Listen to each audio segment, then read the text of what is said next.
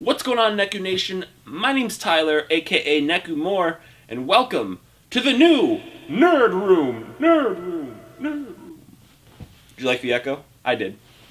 Anyway, this is the new Nerd Room. We finally moved into a house and everything's pretty much set up. I just gotta do a little bit of tidying up here and there, and we'll be back on track. But this video is a year in review. I want to look back at 2016 and see what happened with the channel, kind of go over the videos that we posted, and go from there. At the moment that I'm recording this video, Nekumore has reached 100 subscribers. That's right, 100 beautiful people in the Neku Nation. I just want to take a moment to say thank you for subscribing, welcome to the nation, and I hope you guys are having fun. Here's to a better 2017. Don't really have anything special planned for 100 subscribers, so here's a Christmas duck on a sleigh with a balloon that says 100.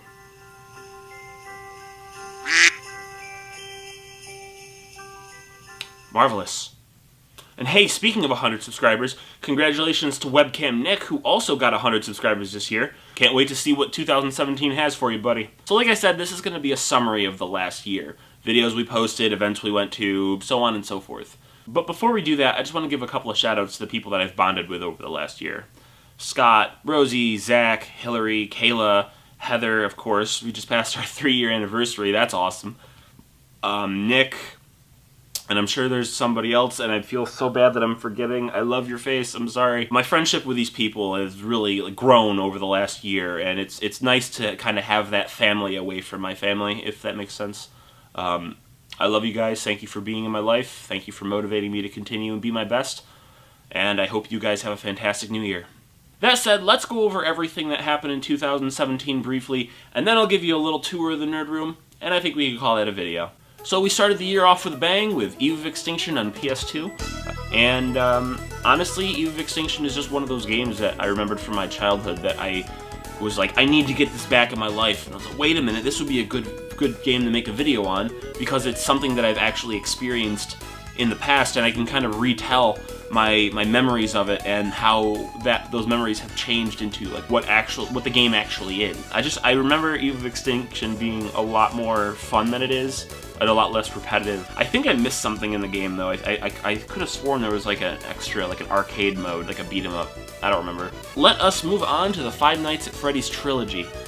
This video series was kind of cool because it was the first, I guess, indie game that I really wanted to look at. It was the first game that at first I was like, no, that's stupid, why would anyone want to play this? And then I immediately fell in love with it, and still to this day, I regard it as one of my favorite horror games.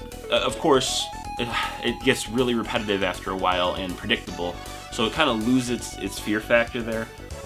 But it was just one of those games that I remember really impacting me when it first came out. So this was the first instance of making a set, I guess, like going out of my way to craft a ridiculous, not a ridiculous, but a big set to actually film in. And it wasn't even used for that much more besides the little intro gag. I don't know how many people caught this. When I filmed it, I thought I was being really clever, but apparently it was really a little too subtle. But the joke was where I was like, how was work? And I turned and looked back at the building. It's supposed to be a shit stain on my ass because I shit my pants, because I'm witty, clever, and original. When I asked people about it, I guess there was a couple of people that didn't catch it at first, so that's what that was supposed to be. And then there was the Five Nights Part 2. It was the first video that Kayla helped out in. She, all I said was, Kayla, hold this light, and that she held the orange like flame lamp that gave that room the glow. She was really excited to help out with the video, and I was really excited to have her. It was nice to see someone get as excited as I do making videos, and of course Zach gets that way too, just because he enjoys making videos, and I love having him. Zach has always been my go-to for help with videos, and he's helped with a lot of these. But so this video was just the intro gag here was more of, I wanted to try to see if I could recreate some type of horror scene, and just to see how I could play with lights and whatnot, and it was a lot of fun. And then the third part we filmed entirely in a library. Well, the first half of the video anyway. The first half of the video in the library when we were talking about the book, and the audio came out not really all that great, if I have to be perfectly honest. It was very muffled, but that's because I didn't want to talk too loud because, it's a library. Then we talked about the atrocious Five Nights world, which there was a clip that I had forgotten to record, so I went to go back into the game to record it, and he had done so much updating to it that I couldn't actually use any of the footage, because then it would just look really inconsistent, and I didn't want that. Out of all these videos, I would say part 2 is probably my favorite out of all of them, and that's because I dive really deep into what I believe the lore is and why Five Nights 3 ever happened in the first place, with all the hauntings and illusions and the deception of the phantom animatronics that weren't there until after Springtrap showed up and all that jazz. We also had our first Strictly review, which was the open beta of Doom. The idea behind the Strictly review was not really an episode like normal where I make jokes or do stupid things on camera, but it was just Strictly review, as the segment is called, just only review, with a few jokes here and there, but nothing too complicated. I don't want to say these are filler between the main episodes, but they're filler between the main episodes. A couple weeks later, we ended up getting contacted by Mountain Dew. They wanted to send out a care package, and I was like, what the hell are they going to send? Is it just like Mountain Dew merch? No, what they actually sent me was a box filled with 4 bottles of Mountain Dew, this cup thing. Actually, I still have that upstairs somewhere. This like split cup thing, and they wanted us to make a video. It was a challenge, quote unquote, where we dump Mountain Dew on our friend's head. And of course, I received my package the day after the challenge was over, so I didn't get a chance to do it, unfortunately. There were a couple more videos in between. There was the Undertale stream where I finally beat Sans and ended up spiking my microphone. That was no fun. We put our first outtake on where I was filming for Undertale and the egg I had in my hand exploded. That was fun. I made a stupid video, how to build a fan base, where I showed you guys how to put a fan into its base. You know, because I'm witty and clever and original. And then came the Undertale review.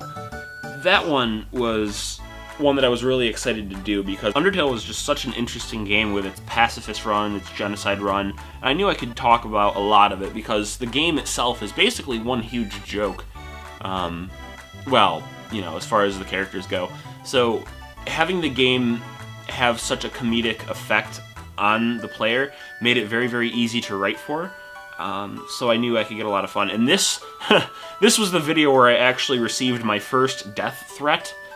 Because I smashed a copy of Ocarina of Time to make a point. And a lot of people thought that was sacrilegious. When the truth of the matter was that copy of Ocarina of Time was broken. When I had received it in a lot, the board itself it was broken at where the pins were, so it couldn't be played. So it's not like I destroyed a working copy of Ocarina of Time when someone else could have had it. It was a broken copy of the game. So, and then I revisited Doom in another Strictly review and basically explained how wrong I was with my original opinion of the game. And it's still really, really fun. I just think that it's stupid that my AMD card doesn't like Doom, and the frame rate atrocious on it. I think I get maybe like 14 frames on medium, but other games I can play on ultra at 60 or higher. So, dumb, but Doom is still a good game. Let's see, we had the Shure SM63 mic test. That was my first microphone that I had got for the sake of interviews, I suppose. It's no mystery on who inspired me to take interviews at conventions. That's Webcam Nick, of course. He handles the cosplay interviews, so I tend to avoid asking questions about cosplay. I posted a video from Retro GameCon that I'll cover in a little bit that was asking people about their favorite gaming moments and whatnot. But yeah, as far as cosplay interviews go, I tend to leave that to Nick. He's got that covered. Next up was my first creepypasta I had ever written. I was going through a phase where I was just watching Haunted Gaming, top 10 true horror stories that'll make you cringe, things like that. And I decided I really wanted to try to write a creepypasta. So I wrote one about Super Metroid.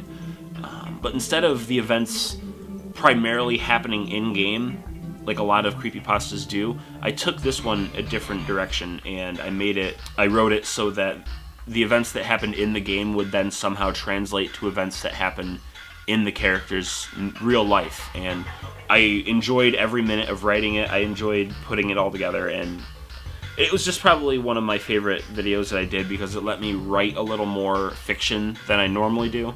and it's a type of video I want to make again sometime in the near future. And then the next couple of videos were from Anthrocon 2016. For those of you who don't know what Anthrocon is, it is a furry convention that is located in Pittsburgh, Pennsylvania. This was the year that I kind of realized that I'm not truly a furry anymore. I just don't feel the same connection with the fandom that I used to. But it's still really fun to go to and see the creativity and just all the unique talents that the people have there. And I demonstrated one of my talents, one of my hobbies before I got into YouTubing and game collecting was glow stringing. So I uploaded a video about that. I interviewed people wondering how the furry fandom had impacted them positively, because of course there is a lot of negative connotations going around about the furry fandom. I wanted to spread a little more positivity, and we heard some really interesting stories. And then I also posted my convention video. We had a lot of fun, Heather and I, this year. We spent a lot of time together, really just together in Pittsburgh instead of really with a convention. Like I said, this was the year that we kind of realized that we'd probably outgrown the furry fandom, in the sense that we don't really feel the same connection that we felt before. Pokemon Go had come out around that time, and we found a way to easily level up in Pokemon Go, which involved catching a ton of Pidgeys, a ton of Rattatas, and just basically evolving them and then releasing them, and you could level up really, really quickly. And I made a video demonstrating that. We had done a third Strictly review that was about the System Shock remaster. I remember when I was filming that, I was getting really frustrated because the game would keep crashing, which was not a fault of my computer, it was a fault of the game because it was still a pre-alpha build. So there wasn't really I couldn't really complain about it. I just remember it just took a really long time to film the video segments for that. And then, Hey You Pikachu, the first review under the name Nekumore. In this video, I also was able to use the metal version of the intro song that my friend Ismail made for me. So Ismail created the original Let's Talk theme song, and then I was talking with Barnaby Oakley of Hung UK and was like, hey, can you metal this? And he said yes, so we went through the whole transaction of it, and he made a metal version of my intro song, which to this day, still, I listen to it and I'm just in awe. So absolutely a ton of love to Ismail for creating the song, and then a ton of love to Barnaby for making another version of it. But anyway, back to Hey You Pikachu. There was a lot that I ended up cutting out of this video. Whether it was because where we filmed was just too noisy, or I thought maybe it was just redundant. There's only so much you can say about a game where the only control is talking into a microphone, and I could just reiterate, you know, for hours how stupid the mechanic is and how just the dumb design choices that they made. But when it came down to it, I just wanted to keep it bare bones simple to all the minigames and everything. And Zach, I know, had a blast hitting me in the face with a giant beach ball, which is still probably one of my favorite segments that I've ever done for a video, so thanks, Zach. After that, we took a look at the Link to the Past randomizer. That's a really, really fun ROM hack. It generates a randomized ROM that switches up all the item locations, and it's tweaked just perfectly so that you cannot soft lock yourself. You'll never find yourself in a position where it is impossible to keep moving forward. If you can't move forward, you just have to keep looking for chests. And to a lot of people that may sound tedious, but it really allows for an interesting playthrough of Link to the Past. So if you're bored silly of Link to the Past, absolutely give the randomizer a try. After that, we had an interview with Majora the Jackal. This is probably one of my favorite furry costumes ever. I met her at Anthrocon 2015, and I just remember having my mind fucking blown when I first saw it. After a while, I posted the video about it to the group, somebody tagged her, and after that we became very, very good friends. So yeah, Kay and her boyfriend Grim, absolutely wonderful people, and I'm excited to see them again very, very soon, hopefully. And then we came to the last episode that I posted this year, the Silent Hill 2 Halloween special. This one I want to make a little more complex and a little more analytical of the mechanics of the game as opposed to telling you what the game is. And of course I weighed in on my theory how all the characters that James meets are all parts of Silent Hill, James's personal hell. This one we actually we drove out to Casanova, where I went to college, because there was always a running gag amongst my friends there that Casanova is Silent Hill, just because it looks like it at night, especially when it's foggy. So we ended up going there and filming pretty much most of the day. We shot all of our day scenes first, and then we went through and did all the night scenes. We ended up sitting in the car for like an hour or two before just waiting for it to get dark. And that was also the first video that Hillary appeared in. She was the one at the waterfront telling me that the Silent Hill games are still fun, and just because Konami killed them doesn't mean that I shouldn't enjoy the rest of the series. So yeah, that's probably the video that I'm most proud of at this present moment. So thank you guys for your help. I really appreciate you guys doing that. And then the last video that we did was the What is your personal favorite gaming achievement interview video at Retro GameCon.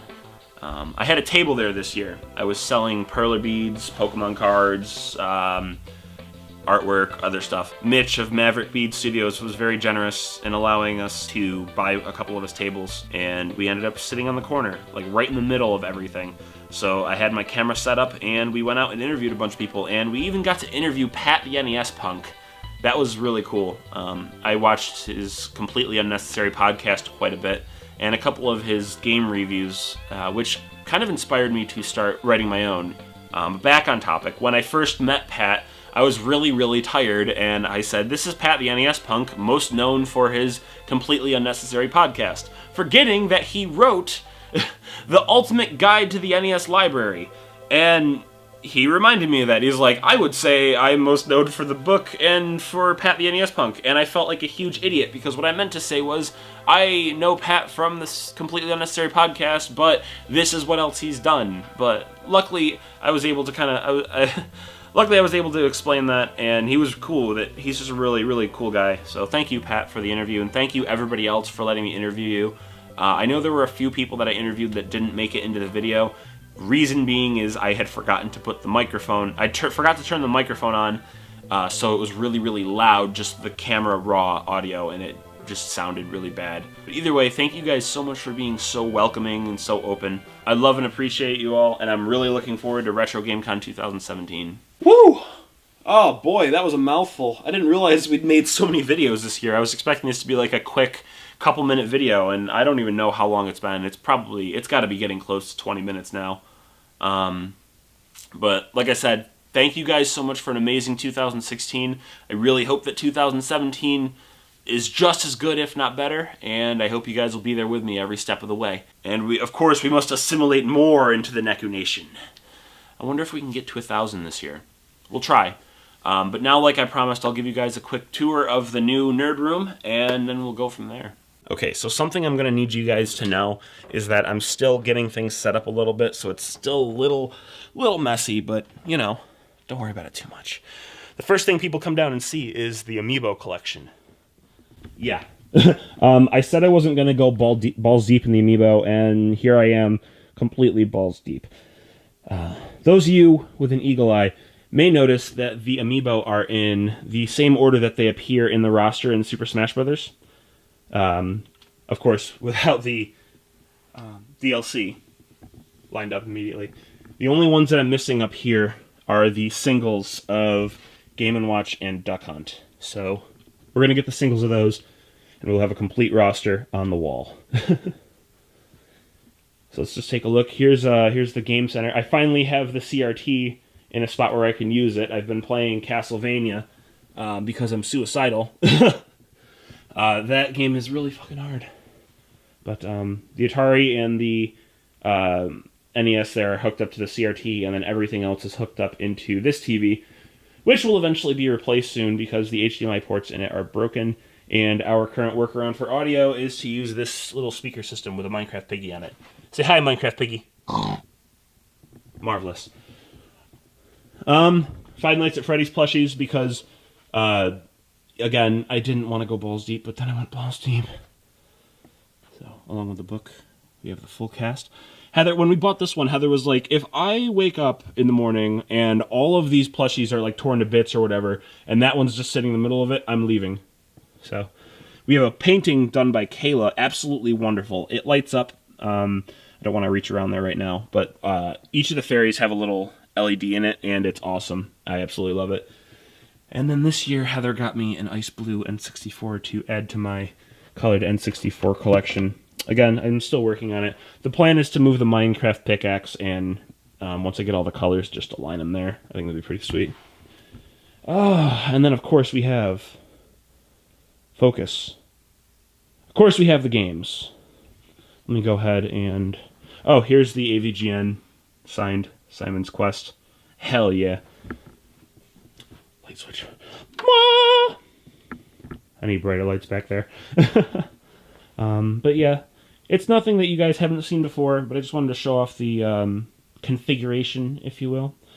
The dance pad's been getting used very, very heavily lately, which you can see the DDR games right there. Heather's been learning how to play with me. She's getting much better for someone who doesn't know how to play DDR, she says. So yeah, this is the Nerd Room as it is configured right now. I still have a lot to put away. But, that said, welcome home, my friends.